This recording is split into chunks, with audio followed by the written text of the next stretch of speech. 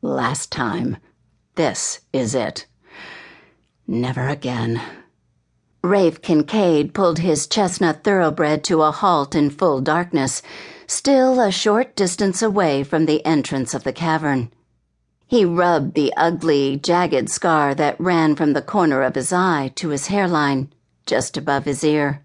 He was glad he had it, a lifelong reminder of that awful day 13 years ago, and this treacherous cavern. He'd grown up fast.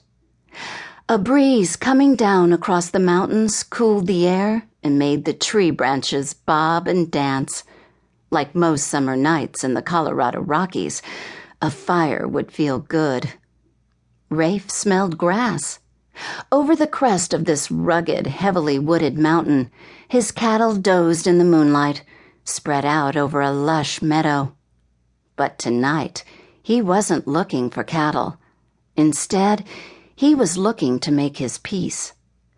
Right in front of him was the cave entrance, nothing but a hole in the ground. It looked like a mouth gaped open with a corner turned down in a scowl. Mouth was a good word for it, because this place had almost swallowed his family whole. Then he saw the rope. A rope coiled beside the entrance to the cave. Narrowing his eyes, he swung down and hitched his chestnut to a scrub pine. It had been over a decade since Rafe had fought his battle with that cavern, and he'd faced the cave many times since, but he refused to let it defeat him. But he'd never seen evidence anyone else had been in it, not since Seth had run off. He took 2 more steps and heard Seth scream. Cold control sleeted in his veins as he drew his gun, leveled it. He tensed at the metallic crack as he cocked it.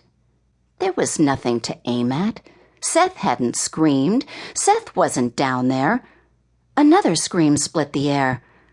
But someone else was. He holstered his gun and rushed for the cave. "Please, someone help me!" It was Seth. No, not Seth. "Someone help me!" The voice broke. Sobbing echoed off the cavern walls. Not a little boy. He stuck his head over the cavern entrance. "A woman?"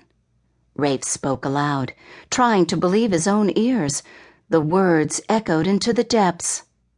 There was no response, only sobs. But it was not his imagination. There really was someone down there. The crying rose and fell, echoed off the walls until it sounded like 10 women crying, all ghostly, terrified. "Who's down there?" His voice bounced back to him. Only more tears. The sun was gone. Dank, cool air rose up from the pit. He could see nothing. After those first words, there were no more. But she might be out of her mind with fear. Something Rafe could understand. Rafe looked at the rope, but didn't care to trust his weight to it. His eyes went to a flat boulder only feet away. Would it still be there after all this time? Rafe muscled the boulder aside, stone scratching on stone, and uncovered a depression in the rocks to reveal my ladder. He pulled it out, the metal clinking. It was chain, badly rusted, after lying in the ground for years. Long ago, Rafe had switched it for the hand-woven hemp rope he, Ethan, and Seth had trusted with their lives. Then trust had died, and Rafe had anchored the ladder to this boulder.